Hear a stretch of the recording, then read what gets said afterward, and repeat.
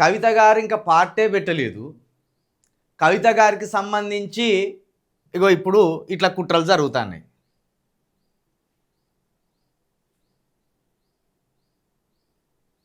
ఇదేందంటే ఇగో ఇవన్నీ అవే.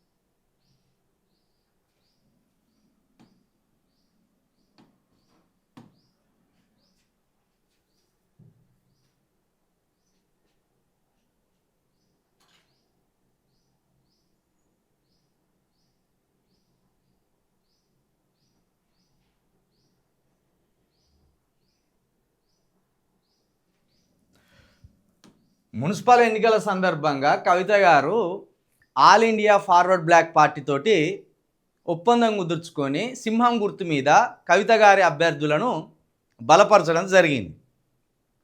తెలంగాణ వ్యాప్తంగా సింహం గుర్తు మీద కవిత గారికి సంబంధించిన అభ్యర్థులు పోటీ చేస్తున్నారు. ఆ క్రమంలో బీఆర్ఎస్ నాయకులు ఖచ్చితంగా కేటీఆర్ గారి దగ్గర నుండి ఆదేశాలు వస్తేనే ఇలాంటి చిల్లర కథలు జరుగుతాయి, లేకపోతే ఇలాంటి చిల్లర కథలు జరగవు.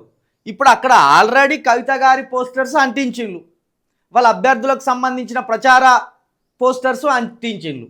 ఆ పోస్టర్ల మీద బీఆర్ఎస్కు సంబంధించిన అభ్యర్థుల పోస్టర్లు ఎట్లా అతికిస్తారు మీరు? ఇది కుట్ర కాదా? ఇది దౌర్జన్యం కాదా? ఇది దాడి చేయడం కాదా? ఒకవైపు కాంగ్రెస్కు సంబంధించిన అధికార పక్షము బీఆర్ఎస్ సంబంధించిన అభ్యర్థుల మీద దాడులు చేస్తున్నారు, కొడుతున్నారు, తలికాలు బలగొడుతున్నారని ఇదే కేటీఆర్, ఇదే హరీష్ రావు, ఇదే కేసీఆర్ గారు మొత్తుకుంటారు. తీరా చూస్తే కవిత గారు బలపరిచిన అభ్యర్థులకు సంబంధించిన వారి మీద ఈ విధంగా కుట్రలు చేస్తారు, ఈ విధంగా వాళ్ళ పోస్టర్లు జించేస్తారు, ఈ రకమైన ఒక కుట్రను బన్ని ఆ అభ్యర్థులను ఓడించడానికి ప్రయత్నం చేస్తారు. మరి ఇది దుర్మార్గం కాదా? కేటీఆర్ సొంత చెల్లి పార్టీ మీద, సొంత చెల్లి అభ్యర్థుల మీద ఇంత దిగజారి నీ కార్యకర్తలను ఉసిగొల్పడం ఏమైనా పద్ధతేనా? ఇది మేము మాట్లాడుతున్నాం కదా, మీ బీఆర్ఎస్ కార్యకర్తలను కొడుతుంటే అధికార పక్షాన్ని నిలదీస్తున్నాం కదా. మరి ఇంకా సొంత పార్టీ కవిత గారు పెట్టకముందే ఇంత భయపడుతున్నావంటే రేపు కవిత గారు సొంత పార్టీ పెడితే నీ అరాచకం ఇంకెట్లుండాలి? కేటీఆర్ గారు నీ దగ్గర నుంచి ఆదేశాలు రాకముందే కార్యకర్తలు ఇట్లా చేయరు. కవిత గారి పోస్టర్లు ఎక్కడున్నా చించేయండి అని స్పష్టమైన ఆదేశాలు ఇచ్చే ఉంటావు, లేకపోతే ఇట్లా ఎందుకు చింపుతారు?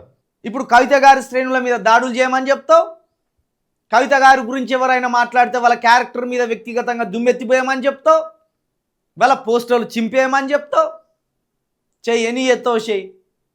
అసలు నీ పార్టీ లేకుండా ఎత్తారు చూడిగా. నువ్వు లీడర్గా లేకుండా, నీ పార్టీ లేకుండా అయితే చూడు. నువ్వు చూస్తా అంటేనే బీఆర్ఎస్ కనుమరుగయ్యే పరిస్థితికి వస్తుంది. చూడు రాదు. నువ్వు పార్టీని, ఉద్యమ పార్టీని ఆగం చేసి మళ్ళీ ఇతరుల మీద కుట్రలు.